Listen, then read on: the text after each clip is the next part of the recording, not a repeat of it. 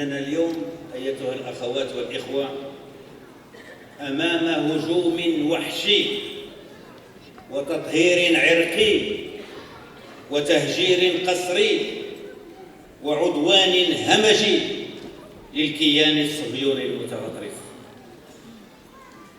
ممارسة هذا الكيان مماثلة تماما، وهذا الخطاب موجه للغرب بداية وللأصوات التي تتعالى دفاعا عن إسرائيل.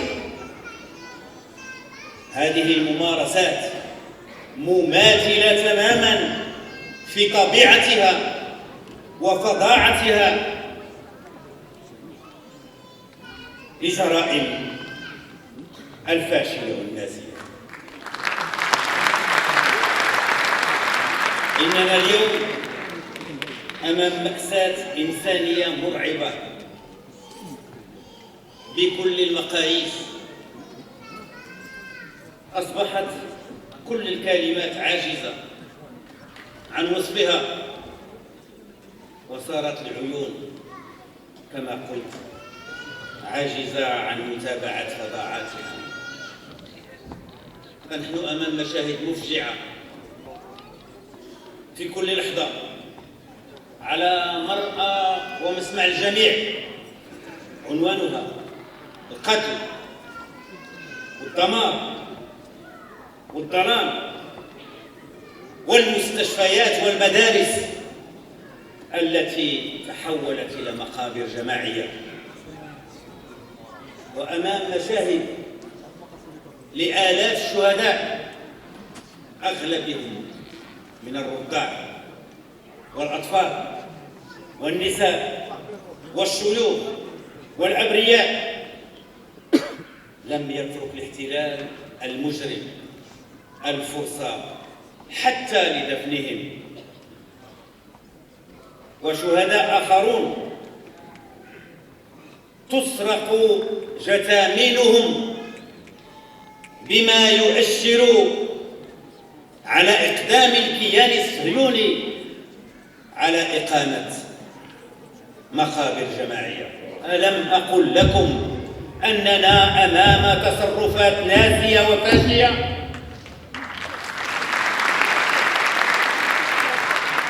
إننا أمام عشرات الآلاف من الجرحى ومئات الآلاف من البيوت المدمرة، وأمام قصف بآلاف الأطنان من القذائف يدمر أحياء سكنية بكاملها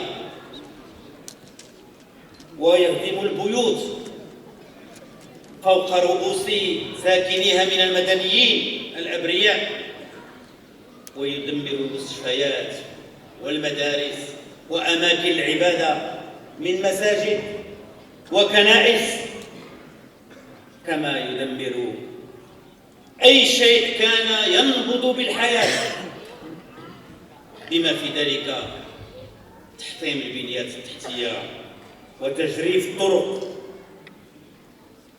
وإننا أمام انتهاك حرمة المستشفيات والمرضى والجرحى بحجج واهية من صنع الآلة الإعلامية الصهيونية، تماما كما تصنع أفلام هوليوود، في عملية دعائية وحشية مبنية على الأكاذيب والتزوير والتعتيم، كما بالضبط كان يفعل النظام النازي. فمنذ بداية العدوان البشع، منذ بداية هذا العدوان، يعتبر الكيان الصهيوني أن كل شيء مباح بلا حسيب ولا رقيب، إذ لم تتوقف آلته الإعلامية الجهنمية عن تقديم المبررات الواهية لتبرير القتل المنظم، ومنها خرافة الدفاع عن النفس، وآخرها دعاءته بوجود مسلحين وأسلحة بالمستشفيات والمدارس. إننا اليوم أخوات العزيزات، الإخوة الأعزاء، أمام آلة حربية تقتل بلا هودة ولا تردد، ومن دون أدنى حس إنساني، وأمام هجوم بري وجوي وبحري هستيري ضد شعب أهزل يرفض مغادرة أرضه، ولن يغادر هذه الأرض لأنها أرضه، ولا يملك شعبنا الفلسطيني المقاوم سوى عزمه وإيمانه الراسخ بعدالة قضيته، ولا يملك سوى أن يصبر ويقاوم بما يتوفر عليه من الإمكانيات المتواضعة. كما أننا أمام خطاب إرهابي يلوح بالضرب بالقنبلة النووية. تصوروا لو أن مسلم أو عربي وبالأحرى فلسطيني قال كلام من هذا النوع، ولو أنه طبعا لا نتوفر على هذه الإمكانية. تصوروا ذلك من قبل من؟ من قبل وزير مجرم ينتمي لحكومة مجرمة يمينية متطرفة عنصرية ومتغطرسة أو متعطشة للدماء. إننا أمام إعلان رسمي واضح بالرغبة في تهجير شعب بأكمله خارج دياره. اليوم غزة، وغدا القدس، وبعد غد مدن الضفة، ولا ندري أين سيقف هذا العدوان. نحن اليوم أمام خطاب وإعلان صريح عن الرغبة في محو شيء اسمه غزة من الوجود،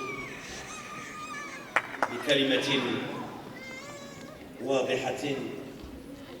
نحن أمام حرب إبادة جماعية وجرائم ضد الإنسانية في خرق لأبسط القيم الإنسانية ولأبسط مقتضيات القانون الدولي والقانون الدولي الإنساني. أي أننا أمام كيان يستخف بالعالم ولا يعير اهتماما لأي صوت كيفما كان، ويتحكم في مسؤول عدد من الدول الغربية. تصوروا ذلك.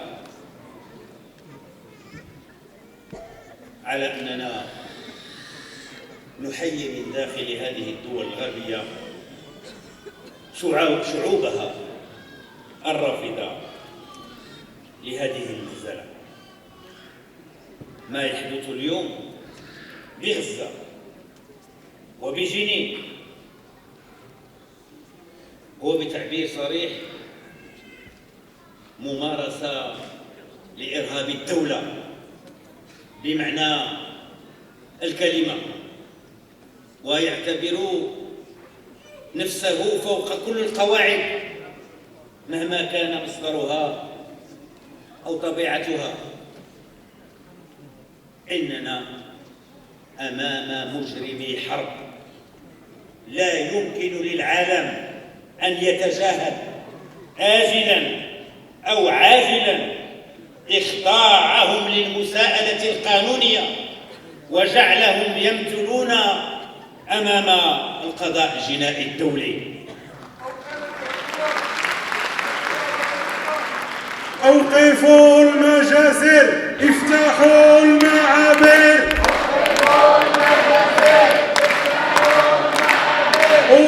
ما يحدث اليوم بفلسطين حرب إبادة حقيقية وجماعية إزاء الشعب الفلسطيني، وأقل ما كان يمكن أن نقوم به هو أن نحضر لهذا التجمع الخطابي للتعبير عن تنديدنا وعن إدانتنا القوية لجرائم الحرب التي يرتكبها العدوان الصهيوني والاحتلال الصهيوني في حق الشعب الفلسطيني بغزة، لكن أيضا ببعض مدن الضفة. جئنا لنؤكد على أن لا شيء يوقف اليوم العدوان الصهيوني، لا قتل وتقتيل المدنيين والأطفال والنساء، لا هدم وقصف المستشفيات والمدارس والبنى التحتية وتجريف الطرق. كل شيء يستمر بتواطؤ غربي مكشوف وبدعم من قبل هذا الغرب، وعلى رأس هذا الغرب أمريكا.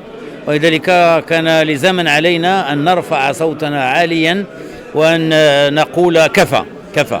يتعين اليوم أن تتضافر الجهود من أجل إيقاف هذه الحرب القذرة، من أجل وقف إطلاق النار، من أجل مساندة الشعب الفلسطيني في محنته، من أجل إخراج الشعب الفلسطيني من وضعية الحصار والتجويع والسعي العدوان الصهيوني إلى إبادة جماعية لهذا الشعب الشقيق، وأيضا إلى تهجيره وإلى تجويعه.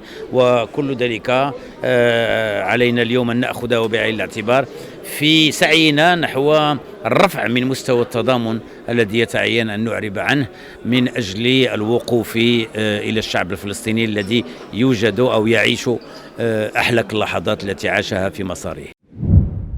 باش يوصلك جديد فيديوهات الأنباء تيفي تابونوا معنا في لاشين يوتيوب وفعلوا الجرس.